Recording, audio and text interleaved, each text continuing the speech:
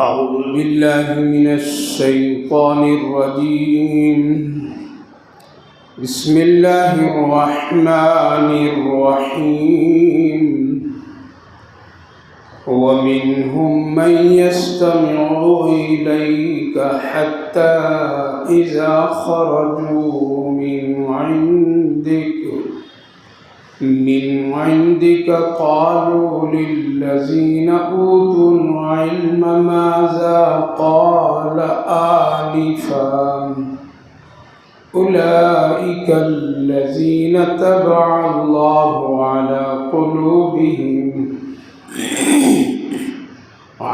قلوبهم واتبعوا أهواءهم والذين اهتدوا زادهم هدى وآتاهم تقواهم فهل ينظرون إلا الساعة أن تأتيهم بغتة فقد جاء أشرطها فأنى لهم إذا جاءتهم ذكراهم فاعلم أنه لا إله إلا الله واستغفر لذنبك وللمؤمنين والمؤمنات والله يعلم متقلبكم ومثواكم صدق الله العظيم. ومنهم من يستمع إليك حتى إذا خرجوا من عندك. اور بعض ان لوگوں میں سے ایسے لوگ ہیں جو آپ کی بات سنتے ہیں، پھر حتی اذا خرجوا، یہاں تک کہ جب وہ نکلتے ہیں آپ کے پاس چلے جاتے ہیں، تو وہ لوگ جن کو کچھ علم دیا گیا ہے وہ لوگ کہتے ہیں ماذا قال آنفا، کیا بول رہا تھا، کیا کہہ رہا تھا، کچھ بات کر رہا تھا. اولئک الذین طبع اللہ علی قلوبہم واتبعہم اہواءہم، یہی وہ لوگ ہیں جن کے دلوں پر اللہ نے مہر لگا دی اور یہ اپنی خواہشات کی اتباع اور پیروی کرنے والے لوگ. والذین اہتدوا زادہم ہدی وآتاہم تقواہم، اور جن کو اللہ نے ہدایت دی ہے وہ لوگوں کی ہدایتیں بڑھ جاتی ہے نبی کی بات سن کر، اور ان کے تقوی بھی بڑھ جاتے ہیں. فَهَلْ يَنْظُرُونَ، پھر تو بس قیامت ہی کا انتظار کرو، اچانک قیامت آئے گی جس کی بہت ساری شرطیں آ چکی ہے، پھر اس وقت تم کو کوئی نصیحت کام نہیں آئے. بھائی اور بزرگوں، گزشتہ مجلس میں چند آیت مبارکہ پر روشنی ڈالی گئی تھی، جن میں اہم بات جو تھی وہ یہ کہ اللہ نے ایک جنت بنائی ہے اور اس جنت کے تمام چیزوں کو اللہ نے قرآن اور اپنے پیارے نبی کے ذریعے سے اس کی تمام حقیقت کو بیان کر دیا ہے کہ جنت کیسی ہوگی، کتنی بڑی ہوگی، کیا کیا اس میں ہوگی، کون لوگ آئیں گے، کس طرح کے عمل کرنے والے لوگ آئیں گے. پوری جنت کی حقیقت کو اور اس کے تمام پہلو کو نبی اکرم صلی اللہ علیہ وسلم کی زبان مبارک سے اللہ نے بیان کروایا ہے، جس کو اللہ نے قرآن کریم میں ارشاد فرمایا تھا کہ اگر تم نیکی کا کام اچھا کرو گے تو تم کو میں ایک ایسی جنت میں داخل کروں گا جس کی پہچان اور تعارف میں کرا دیا ہوں، یعنی نبی اکرم صلی اللہ علیہ وسلم. پھر ایک آیت خود یہاں پر مذکور ہے، مثل الجنت التی وعد المتقون فیہا انہار، یعنی جنت کی 4 نہروں کی ذکر کیا گیا کہ جنت میں 4 نہریں ہیں جو پوری جنت میں وہ پھیلی ہوئی ہے، اور ہر ایک جنتی کو وہ 4 نہریں بغیر کسی رکاوٹ کے حاصل ہوگی. اگر وہ دودھ کی نہر چاہے گا کہ میرے پاس آ جائے اور میں اس سے کچھ دودھ پی لوں تو وہ نہر کا رخ بدل کر کے اس کے پاس آ جائے، پانی چاہے پانی والے نہر آ جائے گا، شہد والے نہر آ جائے گا، یعنی جو چاہے ان چاروں میں اس کے پاس آ جائے۔ ایسی 4 نہریں اللہ رب العالمین نے جنت میں بنایا ہے، جس کا تذکرہ ایک آیت کریمہ میں اللہ نے کیا تھا۔ اس وقت جو آیت کریمہ پڑھا ہوں، نبی اکرم صلی اللہ علیہ وسلم کی مجلس مبارک میں ہر طرح کے لوگ آ کر کے بیٹھتے تھے، ان میں خاص کر یہودیوں کی بھی ایک بڑی تعداد ہوتی تھی، عیسائیوں نصارہ کی بھی بڑی تعداد ہوتی تھی۔ یہ لوگ جب سنتے تھے بیٹھ کر کے غور و فکر سے، اور پھر جب وہاں سے نکلتے تھے تو ایک دوسرے سے بات کرتے تھے کہ کیا کہہ رہا محمد صلی اللہ علیہ وسلم اس وقت کیا باتیں کی، کچھ تو باتیں بڑی اچھی تھی۔ دوسرے لوگ اس کو کاٹ کرتے تھے، نہیں کچھ کہہ رہا تھا، کچھ ایسی باتیں کہہ رہا تھا جس کا کوئی نہ سر نہ پاؤں نہ کچھ اس کی حقیقت تھی، یعنی نظر انداز کر دیتے تھے، اور اس حقیقت کو لوگ اس کو انکار کر دیتے تھے اور دوسرے کے ذہنوں کو خراب کر دیتے تھے۔ تو اللہ تعالیٰ نے ذکر فرمایا کہ بہت سارے ایسے لوگ ہیں جو آپ کی مجلس میں بیٹھتے ہیں، بہت غور سے سنتے ہیں آپ کی بات کو، لیکن یہاں سے جب جاتے ہیں تو وہ کہتے ہیں آپس میں ایک دوسرے سے ماذا قال آنفا، کچھ کہہ رہا تھا محمد صلی اللہ علیہ وسلم۔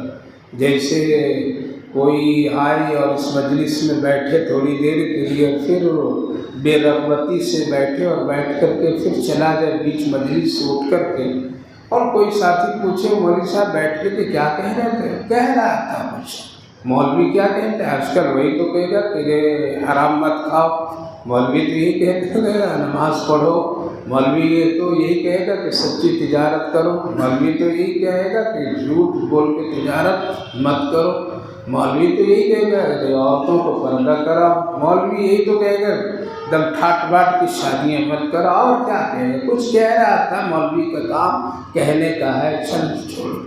آج بھی اسی طرح کے لوگ بات کرتے ہیں، اور علماء اہل حق کی اور اچھے نصیحت کرنے والوں کی باتوں کو اسی طرح سے، لیکن اس کے مقابلے میں دنیا داروں کی باتیں، گانوں والوں کی باتیں، دوسروں کی، ہاں وہ تو بہت اچھی بات کہا، یہ کہا وہ کہا، تو یہ انداز، یہ کیفیت اگر دل میں ہے کسی مسلمان کا کہ کسی اچھے لوگوں کی قرآن و حدیث کی باتوں کو سن کر کے وہ یوں ٹال دے اور اس کی اہمیت نہ دے، کچھ کہہ رہا تھا، بک رہا تھا، بول رہا تھا، مولوی کا کام ہے ٹائم پاس کرنے کا، پاس کر رہا تھا، تو سمجھ لیجیے کہ اس کے دل میں ایمان نہیں ہے، اس کے دل میں اسلام کی عظمت نہیں، اس کے دل میں قرآن کی اہمیت نہیں ہے، ایک برائے نام ایمان ہے لیکن وہ پاورفل ایمان نہیں ہے۔ چونکہ کل کے یہودی لوگ بھی اسی طرح کرتے تھے، ماذا قال آنفا، ارے محمد کی مجلس لگی ہوئی تھی، کیا بول رہے تھے وہ، ہاں بول رہے تھے، یہ کہہ رہے تھے، کچھ بول رہے تھے، وقت گزر رہا تھا۔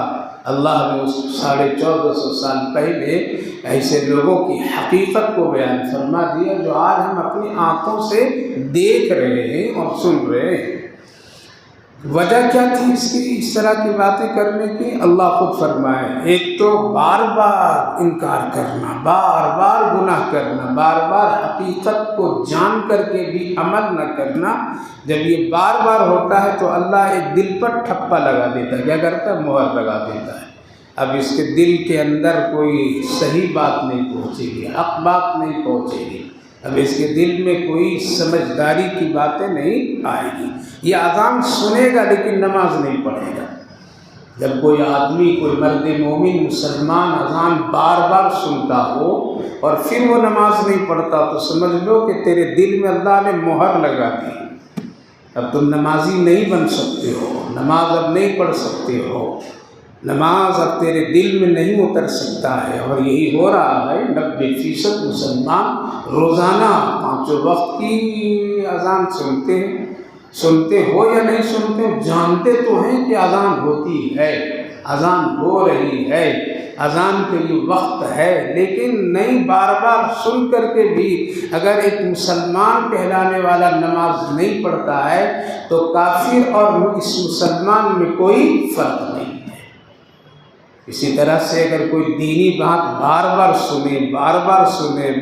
سنایا جائے اور پھر اس کو اپنے دل میں جگہ نہ دے تو سمجھ لیجیے کہ اس کے دل پر اللہ نے مہر لگا دی ہے۔ یہودی لوگ آ کے بیٹھتے تھے رسول اکرم صلی اللہ علیہ وسلم کی مجلس میں اور سب باتیں جانتے تھے۔ اللہ فرمائے یہ بیٹھنے والے لوگ ایسے نہیں تھے جن کے پاس علم تھا، تورات زبور انجیل سب کے علم تھے، اس کے باوجود بھی یہ لوگ کہتے تھے کچھ کہہ رہا تھا محمد، تو اس کی وجہ یہ ہے کہ اس کے دل پر اللہ نے مہر لگا۔ ایک بات۔ دوسری وجہ ہے کہ وہی آدمی حق کا انکار کرتا ہے، وہی آدمی نیکی کے کام سے دور ہو جاتا ہے، وہی آدمی نیکی کرنا نہیں چاہتا ہے، وہی آدمی قرآن و حدیث پر چلنا پسند نہیں کرتا ہے۔ وَاتَّبَعُوا أَهْوَاءَهُمْ، جو لوگ اپنی خواہشات کی پیروی کرتے ہیں۔ دونوں چیز تو ہو نہیں سکتی کہ اپنی خواہش کی بھی اتباع کرے اور رسول اللہ کی سنت پر بھی اتباع کرے، یہ دو چیزیں نہیں ہو سکتی ہے۔ یہ دونوں چیزوں میں کوئی جگہ نہیں ہے کہ دونوں چیزوں کی کوئی آدمی عمل کرے، چاہے تم خواہشات کا غلام بن جاؤ یا محمد عربی صلی اللہ علیہ وسلم کا غلام بنو، تبھی ہو سکتا ہے۔ تو جب دو چیزیں انسان کے اندر آ جاتی ہے اور دو چیزوں کا شکار ایک انسان ایک مسلمان ہو جاتا ہے، ایک یہ ہے کہ وہ بار بار سنتا ہے اور ماننے کے لیے عمل کے لیے تیار نہیں، بار بار اس کو معلوم ہے اس پر عمل کرنا چاہیے لیکن پھر بھی وہ اپنی خواہشات پر عمل کرتا ہے، تو ایسے کو اللہ ہٹا دیتا ہے اپنے راستے سے، ایسے اسے اللہ اپنے خیر کے دروازے بند کر دیتا ہے، اور اب سب چیزیں وہ دیکھتا ہے لیکن پھر بھی عمل کرنا پسند نہیں کرتا ہے۔ لہذا اسی لیے علماء مفسرین فرماتے ہیں جب گناہ سے تیرا دل خوش ہونے لگے، کس سے؟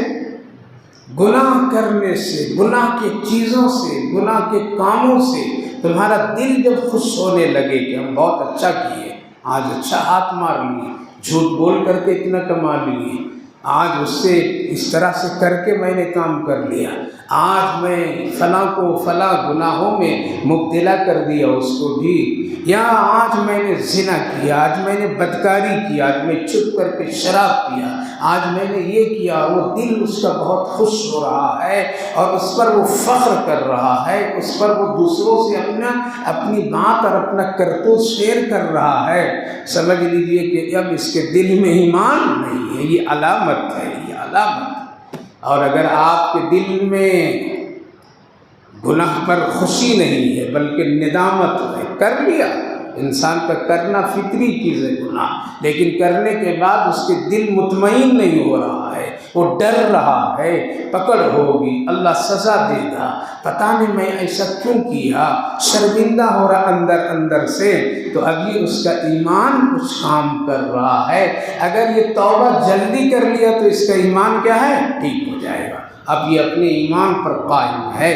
تو یہی علامت ہے ایمان کے دیکھنے سمجھنے کا۔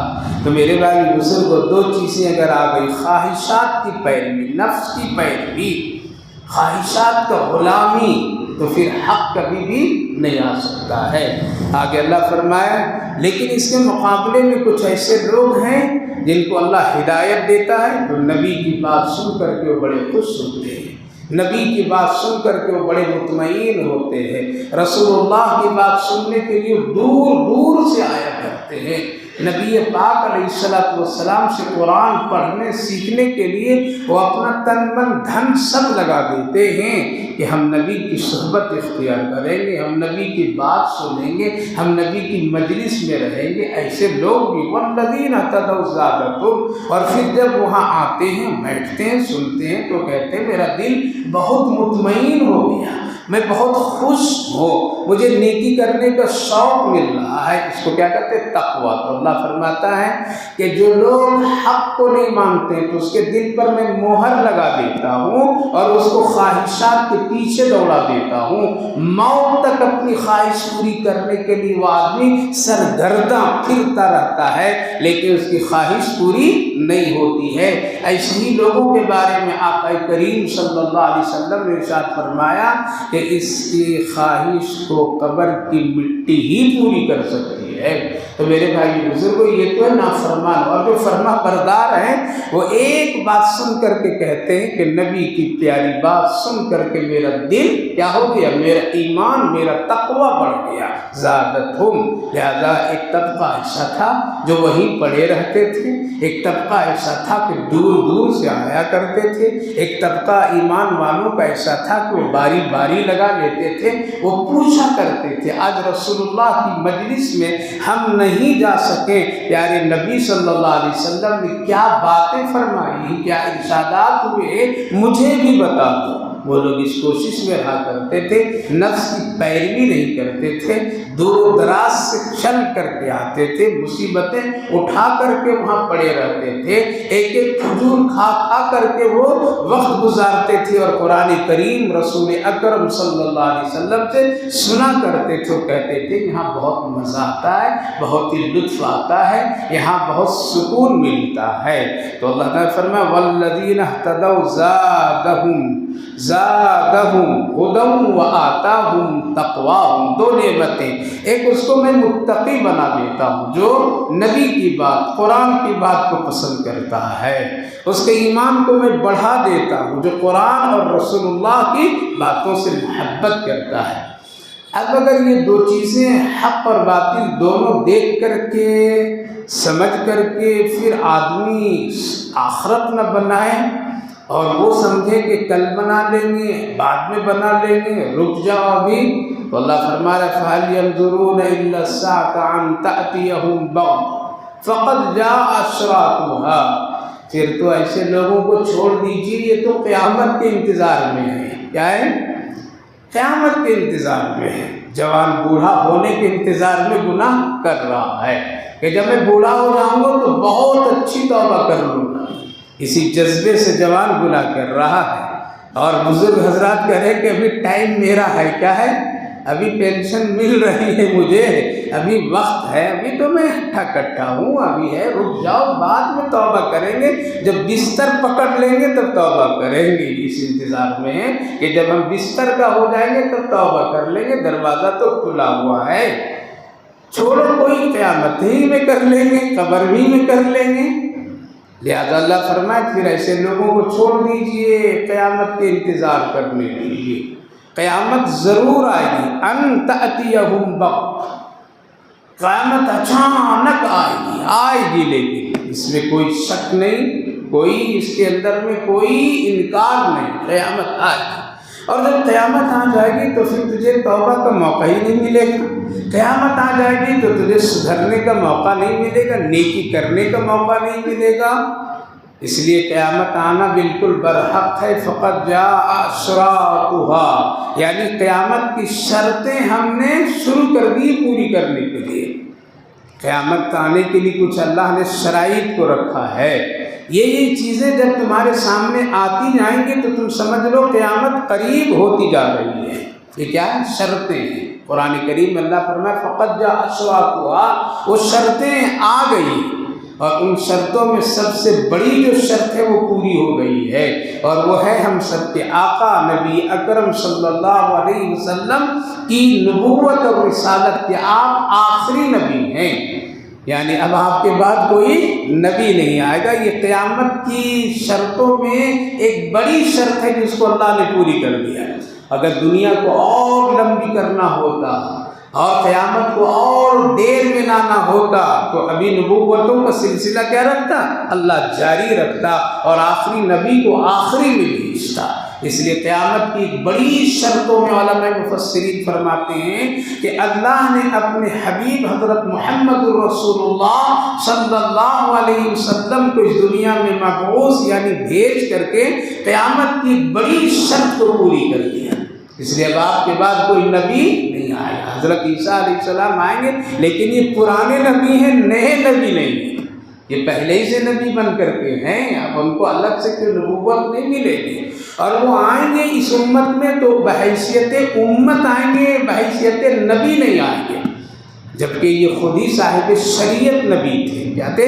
ان کو خود ہی اللہ نے انجیل عطا فرمایا، شریعت ان کو مکمل اللہ نے دی، لیکن جب آپ تشریف لائیں گے اور اللہ جب آپ کو دوبارہ اس دنیا میں بھیجے گا تو آپ بحیثیت امتی ہوں گے، بحیثیت نبی نہیں ہوں گے، اور آپ وہ 5 وقت کی نماز پڑھیں گے۔ کتنے؟ 5 وقت کی نماز پڑھیں گے آپ قرآن یہی پڑھیں گے، انجیل نہیں پڑھیں گے، آپ اسی قرآن کے قانون پر عمل کریں گے، انجیل کے قانون پر عمل نہیں کریں گے، آپ رسول اللہ صلی اللہ علیہ وسلم کے سنت کے مطابق سارے فیصلے، سارے عمل فرمائیں گے، آپ حج بھی کریں گے اور وہیں آپ کی وفات بھی ہوگی، آپ زکوٰۃ بھی دیں گے، آپ روزہ بھی کتنے رکھیں گے؟ اتنے ہی رکھیں گے، اور اسی شریعت کے مطابق رکھیں گے۔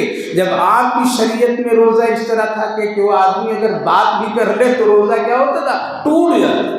تو میرے بھائی بزرگوں، حضرت عیسیٰ علیہ السلام کی آمد جو ہوگی بحیثیت امتی ہوگی، بحیثیت نبی نہیں ہوگی۔ جیسے کوئی ملک، کسی ملک کا اگر کوئی صدر دوسرے ملک میں چلا جائے تو کس کے قانون پر وہاں رہے گا؟ کس کے قانون پر رہے گا؟ اس ملک کے قانون پر رہے گا۔ وہ ایسا نہیں کہے گا کہ میں اپنے ملک کے قانون کے مطابق یہاں رہوں گا، بلکہ اسی ملک کے قانون کے مطابق اس کو وہاں رہنا پڑے گا۔ جیسے ایک آدمی اس ملک کا دوسرے ملک میں چلا جائے تو وہاں کے قانون کے مطابق اس کو رہنا پڑے گا، وہاں کے قانون کے مطابق اس کو سب کچھ کرنا پڑے گا، اور لوگ کرتے ہیں۔ لیکن ہمارے ملک کا اگر صدر اس دوسرے ملک میں ہے تو اس کی صدارت باقی رہتی، کیا ہوتی ہے؟ وہ لوٹ کر کے جب آئے گا اپنے ملک میں تو صدر بھی ہے اور اب اپنے قانون پر وہ عمل کر رہا ہے، لیکن دوسرے اسی طرح حضرت عیسیٰ علیہ السلام اس امت میں جب تشریف لائیں گے تو بحیثیت امتی بھی ہوں گے، اور جو پہلی نبوت اور رسالت ان کو ملی ہے وہ برقرار رہے گی، وہ ختم اور سلب نہیں کیا جائے گا۔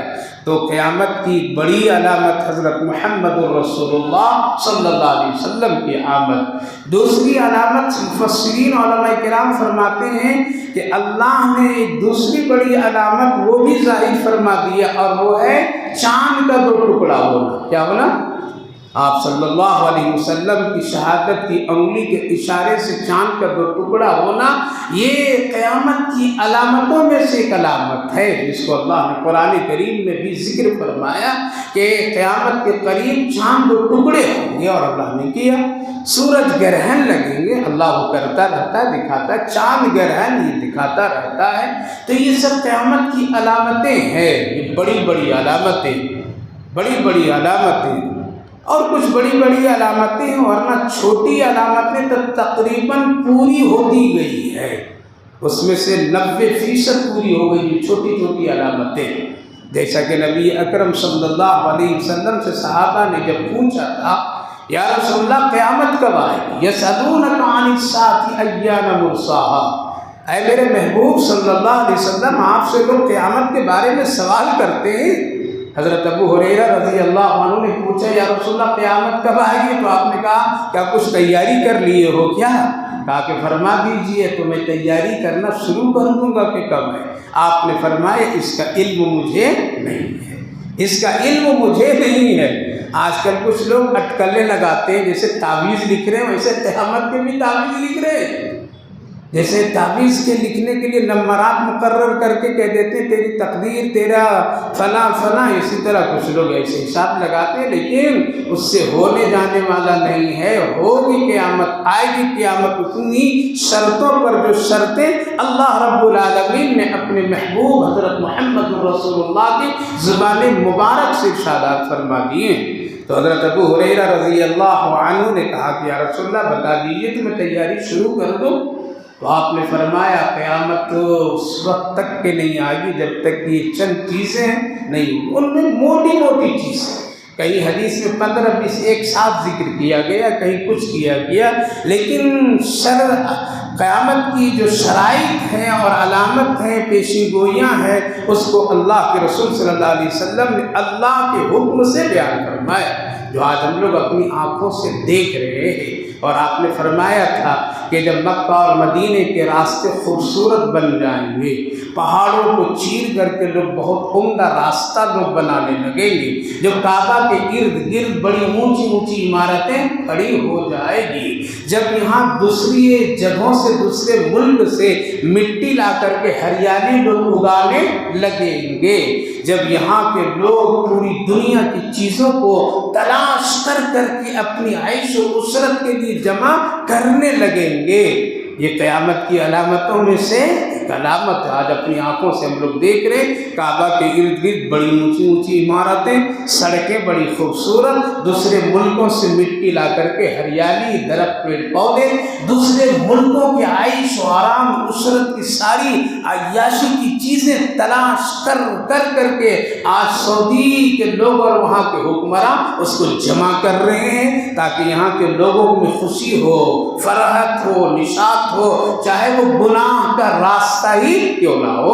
یہ علامت قیامت میں سے ہے، آج ہم لوگ دیکھ رہے ہیں۔ اللہ کے رسول صلی اللہ علیہ وسلم نے فرمایا کہ جس وقت میں عورتوں کی تعداد زیادہ ہو جائے گی اور مردوں کی تعداد کم ہو جائے گی، علامت قیامت میں سے آ جائے۔ آپ نے ارشاد فرمایا ایک مرد کے تحت میں 100 عورتیں رہے گی، یعنی ایک مرد ذمہ دار ہوگا اور اس کے ساتھ میں 100 عورتیں ہوگی، 50 عورتیں ہوگی۔ یہ سب ہم لوگ دیکھ رہے ہیں۔ ایک کمپنی کھلتی ہے، مرد مالک ہوتا ہے، کون ہوتا ہے؟ کمپنی کا مالک مرد ہوتا ہے، عورتیں اس میں کام کرتی، 100 کرتی، 50 کرتی ہے، کس کے ماتحت میں؟ ایک مرد کی ذمہ داری میں کرتے ہیں۔ ایک مرد بھی حیا کتنی عورتوں کے ساتھ زنا کرتے ہیں، یہ سب کیا؟ یہ علامت قیامت میں سے ہے، اور یہ سب کچھ ہو رہا ہے۔ جس وقت میں عورتوں کے ہاتھ میں حکومتیں آ جائے گی، یہ قیامت کی علامتوں میں سے۔ آج دیکھ لیجئے، مرد کو اگر ٹکٹ نہیں ملا تو کس کو لا دیتے ہیں؟ اجی ہم کونسلر تھے، اگلے سال آپ قانون بدل گیا کہ عورت کے لیے سیٹ مقرر ہو گیا، تو کیا کروں گا؟ آ جاؤ تم میدان میں، کیا ہو گیا؟ مرد کی جگہ عورتیں آ گئی حکومت میں، لوگ لا رہے ہیں۔ اللہ کے رسول صلی اللہ علیہ وسلم نے فرمایا وہ بالکل صحیح، شراب کا نام بدل کر کے لوگ پینے لگیں گے، قیامت کی علامتوں میں سے علامت ظاہر ہے۔ لوگ پی رہے ہیں، نام بدل دیے ہیں، لیکن حقیقت وہی چیز ہے، چاہے اس کو کچھ بھی کہہ دو، شربت کہہ دو، یا اس کو ٹھنڈی بیئر کہہ دو، یا اس کو ٹھنڈا پانی کہہ دو، یا اس کو ٹھنڈا گولڈ کہہ دو، سوڈا کہہ دو، زہر کہہ دو، ناپاکی کہہ دو، گندا کہہ دو، لیکن ہے وہ شراب۔ نام بدل رہے ہیں لوگ، یہ سیب کا ہے، یہ انگور کا ہے، یہ انجیر کا ہے، تو یہ اس کا ہے، وہ اس کا ہے، نام بدل کر کے پی رہے ہیں لوگ، پی رہے ہیں۔ اس کو حرام سمجھنے کے لیے لوگ تیار نہیں ہیں۔ جب عورتیں چھوٹے اور مختصر کپڑے پہننے لگیں گے، قیامت کی علامتوں میں سے ایک علامت ہے۔ اب دیکھ لیجئے، پورا بازار بھرا پڑا ہوا ہے، پورے بازاروں میں آج ایسے کپڑے ہیں، بیچنے والا بیچ رہا ہے، خریدنے والی خرید رہی، حیا اور شرم بالکل اب نہیں رہا، کہیں نہیں رہا۔ پہلے تو لوگ چھپتے تھے کسی بھی چیز کو دکھانے کے لیے، اب تو کھلے عام بتایا جاتا ہے، اس کی یہ خاصیت ہے، اس کی یہ نوعیت ہے، اس کا یہ فائدہ ہے۔ یہ سب بے حیائی جب عام ہو جائے گی، یہ قیامت کی علامتوں میں سے ایک علامت ہے۔ مرد حضرات حریص ہو جائیں گے، کیا ہو جائیں گے؟ آج ہر آدمی حریص بنا پڑا ہے، ہر آدمی بننا چاہ رہا ہے، ہر آدمی دنیا کمانا چاہ رہا ہے، وہ دیکھ نہیں رہا حلال ہے یہ حرام ہے۔ اور یہ کام آج صرف دنیا دار نہیں بلکہ دینداروں میں بھی یہ چیزیں ہیں۔ ہر ایک آدمی یہی چاہ رہا ہے، اس میں ہرس پن ہے، اس کے اندر لالچی پن ہے۔ علامت قیامت میں سے یہ کہ لوگ ڈر کر کے سلام کریں گے، کیا کریں گے؟ آج کر رہے ہیں لوگ، ڈر کر کے کر رہے ہیں، اگر سلام نہیں کریں گے تو یہ ناراض ہو جائیں گے، ڈر کے کر رہے ہیں لوگ سلام۔ لوگ خوشی سے کفر کو قبول کریں گے، آج کر رہے ہیں لوگ اس کی تعریف کر رہے ہیں اور جا رہے ہیں۔ جب مساجد بڑی خوبصورت بننے لگے، کتنے؟ جب مسجدیں بڑی وسیع اور خوبصورت بننے لگے گی، یہ کس کی علامت ہے؟ یہ قیامت کی علامتوں میں سے علامت ہے۔ اور مسجد سب برابر ہے، چاہے خانہ کعبہ ہو، چاہے حرم ہو، چاہے یہاں ہو، لہذا مسجدیں بڑی خوبصورت، بہت وسیع اور عریض لوگ بنا رہے ہیں، چندے کر کے، قوم سے مانگ کر کے کہ ہماری صدارت میں، ہمارے زمانے میں مسجد بڑی اچھی خوبصورت بن جائے۔ نمازی کتنے ہیں؟ نمازی کتنے ہیں؟ کل ایک صاحب سے ملاقات ہوئی، مسجد کے چندے کے لیے تشریف لائے تھے، بات چیت ہوئی اور انہوں نے اپنی محنت ان کے اللہ کو کامیاب کر کہتے وہ کہنے لگے کہ اتنی کروڑ کی مسجد بن رہی، 2000 لوگ نمازی اس میں نماز پڑھیں گے، ہم کے فجر میں، اس میں فجر میں 2000 اس کے لیے ہی، یہ عید بقری عید کے لیے اور جمعہ کے لیے۔ آج جتنے بھی مسجدیں بن رہی ہیں چندے کر کے، یہ سب کس کے لیے؟ جمعہ کے لیے۔ 8 دن والی نماز 2 رکعت کے لیے ہے اور 360 دن والی نماز کے فجر کے لیے نہیں، پوری مسجد خالی ہے۔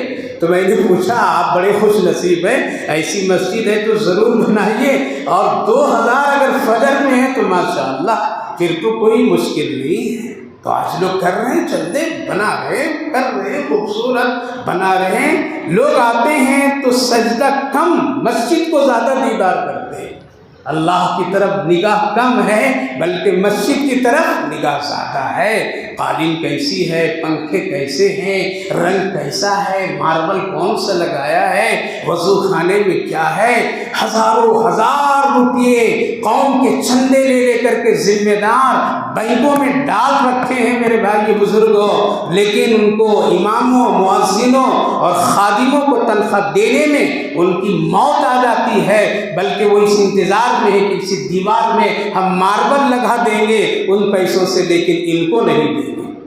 مریے تب پتہ چلے گا تیری قبر میں کون سی ماربل لگی ہے۔ آج حالات ایسے ہیں، بڑی خوبصورت جھومر لگنا، پنکھے لگنا، اے سی لگنا، قالینیں لگنا، پھر مسجد کہاں چلی جا رہی ہے؟ قبضہ لوگ کر رہے ہیں اب مسجد میں، اب تو مسجد پر لوگ قبضہ کر رہے ہیں، لسٹیں ہر شہر کی بنی ہوئی ہیں۔ ہم کو کس شہر میں کون سی مسجد پر دھاوا بولنا ہے؟ بے فکر ہو کر کے سو جاؤ، فجر میں سو جائیے میری ماں بہنوں، تو بھی سلاؤ اپنے گھر کے جوان بیٹوں کو اور بیٹیوں کو، سلاؤ اپنے مردوں کو، آپ بھی سو جاؤ۔ اگر فجر میں کوئی دشمن اسلام ہماری مسجد پر آ کر کے اگر داخل ہو جائے، قسم خدا کی ہم سونے والی قوم ہیں، کبھی بھی اس کا دفاع نہیں کر سکتے، کوئی نظر ہی نہیں آتا ہے۔ مؤذن صاحب وقت پر اذان دے دیں گے، کوئی نہیں آتا ہے وقت پر کہ پہلے آ جائے۔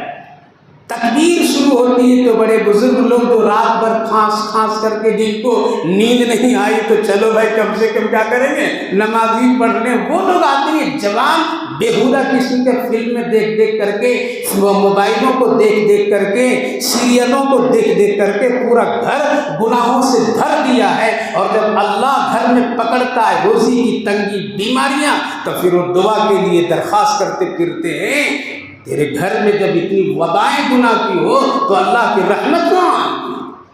اس لیے مسجدیں جب عالیشان بننے لگے گی، مسجدوں پر جب ایسے لوگوں کی حکمرانی ہونے لگے گی جن کا تعلق دین سے، قرآن سے، سنت اور شریعت سے نہیں ہوگی، وہ لوگ آ کر کے مسجدوں پر قابض رہیں گے۔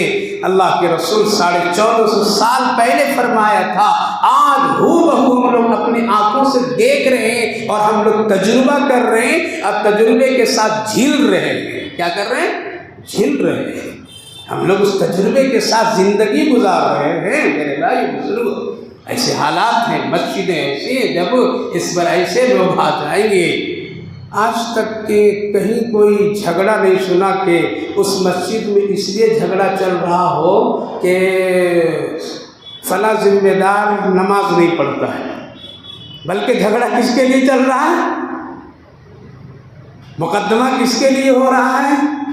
ہم آئیں گے، تم آؤ، تم چلے جاؤ، ہم قابض۔ لیکن کبھی کوئی شکایت نہیں آئی اس کان میں کہ اس مسجد کے لیے اس لیے لوگ جھگڑا کر رہے ہیں کہ یہ ذمہ دار نمازی نہیں، تہجد گزار نہیں ہے، یہ فلاں نہیں، یہ فلاں نہیں، کبھی نظر نہیں آ رہا، اس لیے اس کو ہٹاؤ اور دوسرے کسی اچھے آدمی کو لاؤ. نہیں، اس کا کوئی جھگڑا، کوئی تذکرہ نہیں ہے. یہ کیا؟ یہ علامت قیامت میں سے ہے، علامت قیامت. اللہ کے رسول صلی اللہ علیہ وسلم نے ارشاد فرمایا جب لوگ ماں کو دھکے دینے لگیں گے اور اپنی سہیلیوں کو قریب کرنے لگیں گی بیٹیاں، اس وقت یہ قیامت کی علامت ہے. باپ کو غلام کا درجہ دے کر کے نظر انداز کریں گے اور دوستوں کو اس کو فوقیت اور عزت دیں گے. یہ قیامت کی علامتوں میں سے ایک علامت ہے. قیامت کی علامتوں میں سے ایک علامت یہ ہے کہ لوگ پوری دنیا کی خبر رکھیں گے لیکن اپنے پڑوسی اور گھر والوں کی خبر نہیں رکھیں گے. آپ پوچھ لیجئے تیرے گھر کے بازو میں جو فلاں صاحب کا گھر ہے ان سے آپ کا کوئی تعلق، کچھ جانتے ہیں ان کے بارے میں؟ مجھے کیا لینا دینا ان سے؟ لیکن یہ پوچھ لیجئے کہ وہ کیا ہے، یہ کیا ہے، تو امریکہ کی بات بتا دے گا لیکن اپنے پڑوسی کی بات نہیں بتا سکتا ہے. یہ علامت قیامت میں سے ہے.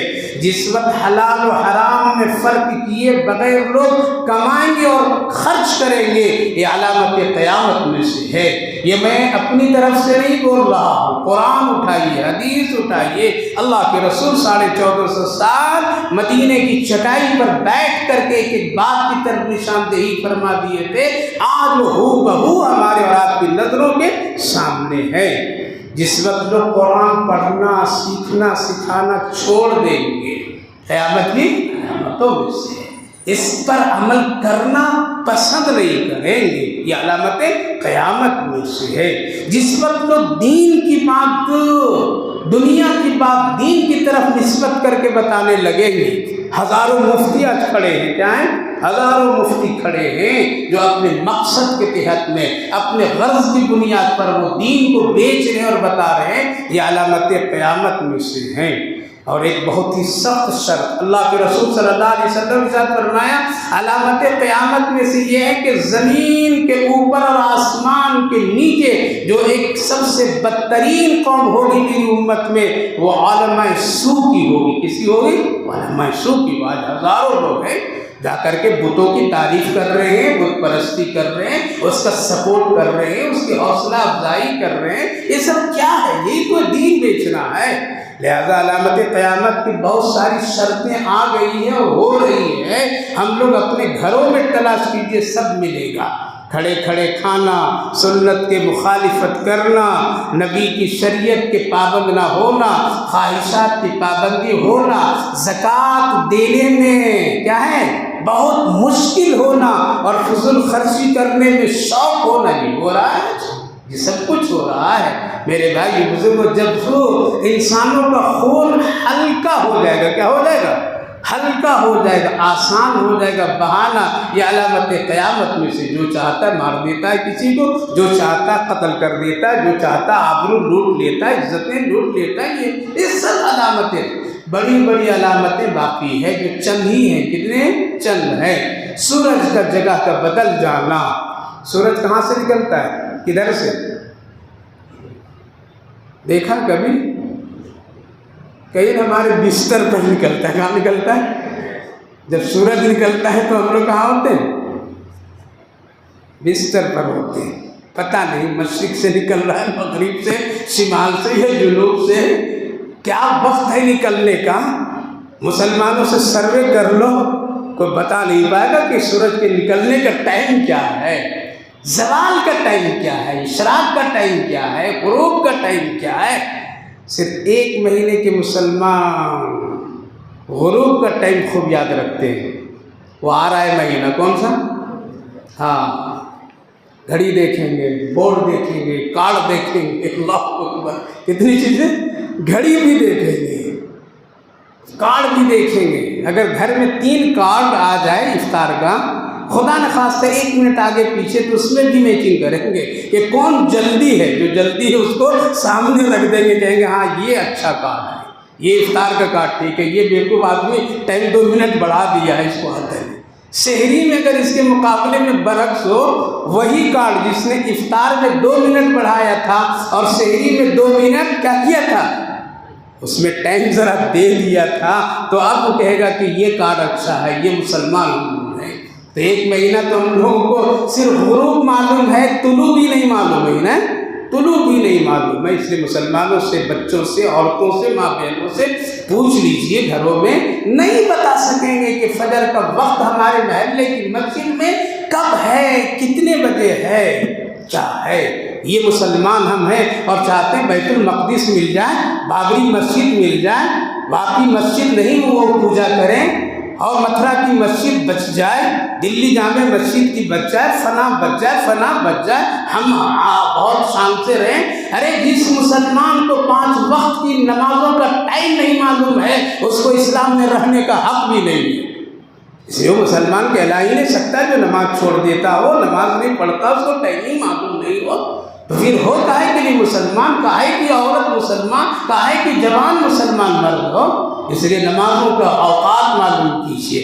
تو بڑی علامتوں میں سے ایک علامت ہے کہ جب سورج اپنے نکلنے کی جگہ اور ڈوبنے غروب کی جگہ اس کے بدل جائیں گے، یہ علامت قیامت کی آخری ہوگی۔ یعنی جب سورج کیا ہوگا، جہاں ڈوب رہا تھا مغرب میں، وہاں سے اب نکلنا شروع کرے گا، تو یہ قیامت کی علامتوں میں سے ہے۔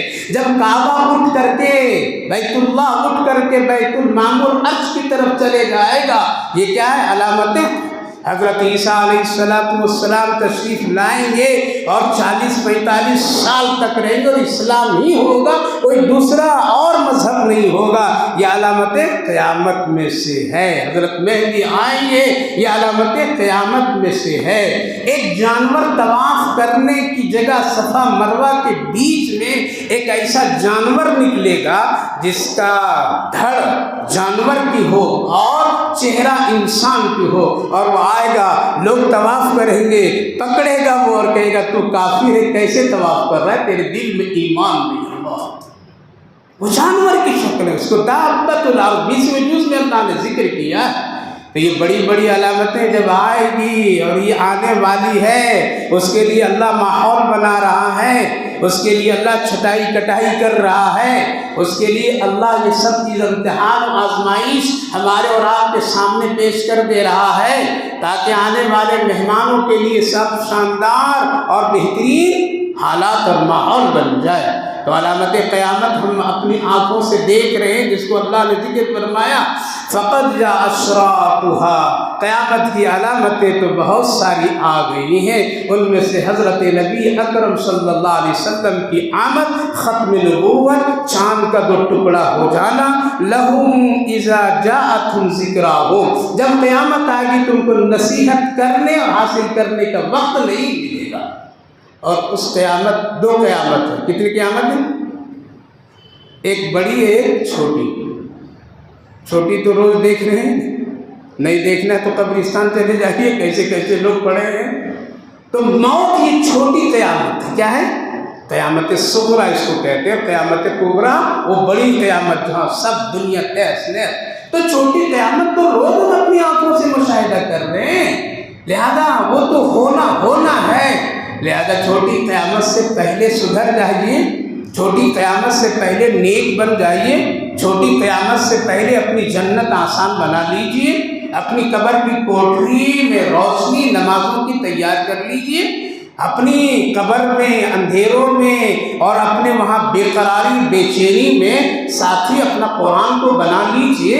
یہ تو آنا ہے چھوٹی قیامت، اور یہ بالکل طے ہے۔ تو اللہ فرمایا لہم، اس وقت کوئی نصیحت کرے گا سنیں گے نہ، اس وقت کوئی آ کر کے کہے گا اب نیک بن جاؤ بنیں گے نہ، اس وقت میں کوئی ٹائم نہیں ہے، موت کے وقت میں اس سے پہلے آدمی کو ٹھیک ہو جانا چاہیے۔ تو کیا کرنا چاہیے، اللہ فرمایا فَاعْلَمْ أَنَّهُ لَا إِلَٰهَ إِلَّا اللَّهُ، جان لو کہ بے شک اللہ کے سوا کوئی معبود لا الہ الا اللہ، یعنی ایمان پر تم قائم رہو، اللہ کا یہ پیغام ہے۔ قیامت چھوٹی بھی آئے گی اور بڑی بھی آئے گی، اے لوگوں تم کو کرنا کیا ہے؟ لا الہ الا اللہ، اللہ کے سوا کوئی معبود نہیں، اس پر تم قائم رہو۔ اور یہ کہا گیا کس سے؟ پیارے آقا محمد رسول اللہ صلی اللہ علیہ وسلم سے، آپ کو کہہ کر کے پوری انسانیت کی طرف یہ پیغام دیا گیا، لا الہ الا اللہ، جان لو کہ اللہ کے سوا کوئی معبود نہیں ہے۔ پھر وَاسْتَغْفِرْ لِذَنبِكَ، اے میرے پیغمبر، اے میرے محبوب حضرت محمد صلی اللہ علیہ وسلم، آپ کثرت سے استغفار اپنی لغزشوں اور خطاؤں پر کرتے رہیے۔ نبی سے غلطی اور گناہ ہونا نہیں ہے، معصوم ہے، لیکن نبی کی طرف نسبت کر کے اللہ نے ہم سب کو کہا ہے۔ ہاں نبی سے بھی کبھی کبھی لغزشیں ہوتی، لیکن اللہ معاف کر دیا۔ مثلا اس کی ایک مثال دیتا ہوں، مکہ والے نے آ کر کے پوچھا تھا نے کہ یہ روح کیا چیز ہے، اصحاب کہف کیا چیز ہے، ذوالقرنین بادشاہ کون ہے، کیا ہے، اس کی حقیقت آپ بتلائیے۔ تو آپ نے کیا کہا تھا؟ کل آ جانا بتا دوں گا۔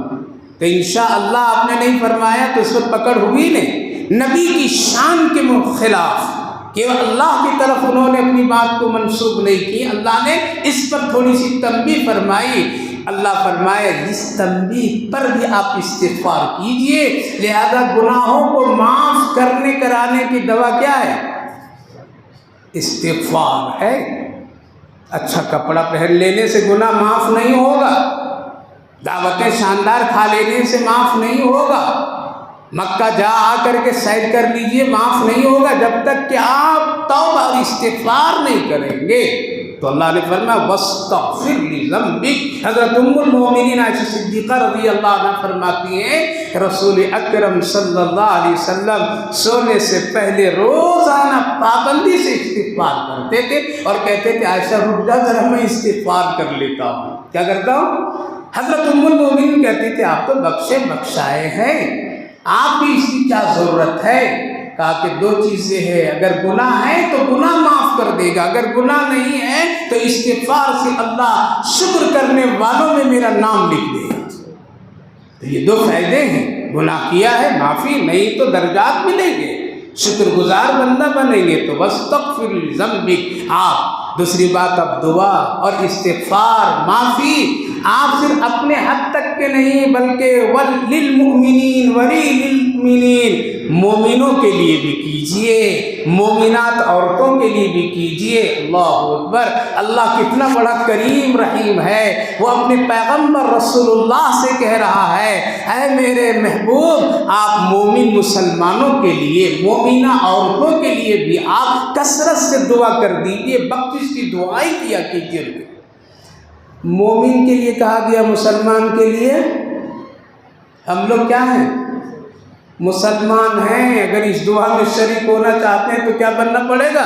مومن۔ اسی لیے نبی اکرم صلی اللہ علیہ وسلم دعا کرتے رب سلم امتی، اللہ میری امت پر رحم فرمائیے، سلامتی فرمائیے، معاف کر دیجیے۔ کبھی اپنی امت کی بخشش و مغفرت کے لیے رات رات بھر نبی روتے تھے انہی آیت کریمہ کی بنیاد پر۔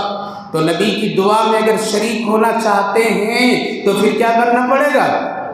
مومن بننا پڑے گا۔ مسلمان تو ہے، مومن بنیے۔ تو اللہ نے فرمایا للمؤمنین والمؤمنات، اور اللہ واللہ یعلم متقلبکم ومثواکم، اور اللہ خوب جانتا ہے تمہارے چلنے پھرنے، عدلنے بدلنے، ٹھکانے، کہاں رہو گے، کہاں جاؤ گے، کیا کرو گے، کیا تیرا ٹھکانہ، یہ سب اللہ کو معلوم ہے۔ اس سے پتہ یہ چلا کہ دوسروں کے حق میں بھی دعا کرنی چاہیے۔ اس کے دو فائدے ہیں، ایسی دعا جو دوسروں کو حق میں کی جاتی ہے وہ دعا جلدی مقبول ہوتی، کیا ہوتی؟ اس پر 70 فرشتے آمین کہتے ہیں۔ اس لیے اپنی دعا اگر مقبول بنانا چاہتے ہیں تو اپنی دعا میں پہلا نمبر کس کو شامل کیجئے؟ اپنے ماں باپ کو شامل کیجئے، اس کی برکت سے دعائیں قبول ہوتی ہے۔ پھر اپنے بیوی بچوں کو شامل کیجئے، اس سے دعا میں اور برکتیں آ جاتی ہے۔ پھر اپنے اڑوس پڑوس دوست احباب کو شامل کیجئے، اس سے اور دعا میں مقبولیت آتی ہے۔ تو دوسروں کے حق میں بھی دعا کرنا چاہیے۔ ہم لوگ دعا کراتے ہیں، لیتے نہیں۔ کیا کرتے ہیں؟ دعا کراتے ہیں دعا لینا اور دعا کرانا دونوں میں بہت فرق ہے۔ دعا لینا وہ ہے کہ آدمی آپ کی عمل، آپ کی قول، آپ کے اخلاق سے اتنا خوش ہے کہ اس کا ہاتھ خود اٹھ جاتا ہے، اللہ اس بندے کے حق میں آپ اچھا فیصلہ کیجیے۔ کہنے کی ضرورت نہیں ہے۔ ایسی زندگی بنائیے کہ ہر ایک آدمی دعا دے، ایسی زندگی رکھیے کہ ہر ماں باپ دعا دے، ایسی زندگی بیوی کے ساتھ گزاریے کہ وہ دعائیں دے، بیوی ایسی زندگی پاکیزہ گزارے کہ شوہر خود دعا دے۔ دعا کرانے کی ضرورت نہ پڑے بلکہ کیا ہو، دعا خود بخود لینے والے بنیے۔ آج ہم لوگ پرچیوں کی دعا کراتے ہیں، دعائیں لیتے نہیں ہیں۔ جب لینے والے نہیں دیں گے تو انشاءاللہ اسی میں کامیابی ہے۔ اس لیے دعا لیا کیجئے، اور لینے کے مطلب یہ ایسا کام کیجئے کہ دینے والا دل بھر کر کے دعائیں دے دے۔ دوسری بات ہے، یہ جان لیجیے اللہ کو سب معلوم ہے، کیا کھائیں گے، کہاں کھائیں گے، کیا کریں گے، کہاں جائیں گے، کہاں مریں گے، کہاں جئیں گے۔ متقلبکم و مسواکم، تیرے ٹھکانے تیرے عدلنے بدلنے اللہ کو سب معلوم ہے۔ خلاصہ یہ میرے بھائی بزرگوں، سونا انسونا مت کیا کیجیے، سمجھے؟ سونا انسونا مطلب سونا مولوی کچھ بول رہا تھا، کہہ رہا تھا، ایسا نہیں، دل سے سنا کیجیے۔ کیا ہے؟ دل سے سنا کیجیے اور عمل کیجیے۔ دوسری بات، حق بات سے منہ مت پھیریے۔ عمل کرنا یا نہ کرنا وہ الگ بات ہے، لیکن اس کو مانیے کہ یہ حق ہے۔ اگر نہیں مانیں گے تو دو نقصان ہوگا، اللہ ٹھپا لگا دے گا، خواہشات کے پیچھے دوڑا دے گا، زندگی بھر دوڑتے رہ جائیے گا، سجدے کی توفیق نہیں ملے گی۔ اس لیے ہمیشہ حق کو مانیے۔ تیسری بات یہ ہے کہ ایمان کا جائزہ لیتے رہیے۔ اگر گناہ پر دل خوش ہے تو ایمان کمزور ہے، اگر گناہ پر ندامت ہے تو ایمان ابھی ہے، یہ علامت ہے۔ چوتھی بات یہ ہے، قیامت ضرور ہوگی، آئے گی۔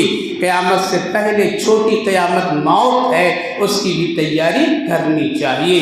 قیامت کی شرطیں دھیرے دھیرے پوری ہوتی جا رہی ہے اور دنیا ختم ہونے کی طرف بڑھتی چلی جا رہی ہے۔ اس سے پہلے اپنی آخرت بہتر بنا لیجیے۔ سب سے آخری بات یہ ہے، کثرت سے لا الہ الا اللہ پڑھیے، استغفار کیجیے۔ حضرت سیدنا ابو بکر صدیق رضی اللہ عنہ فرماتے ہیں، شیطان یہ کہتا ہے کہ میری کمر توڑ دیتا ہے وہ آدمی جو کثرت سے لا الہ الا اللہ پڑھتا ہے، اور جو استغفار کرتا ہے وہ میری طاقت کو چورا چورا کر دیتا ہے، میرے سارے پروگرام فیل کر دیتا ہے وہ۔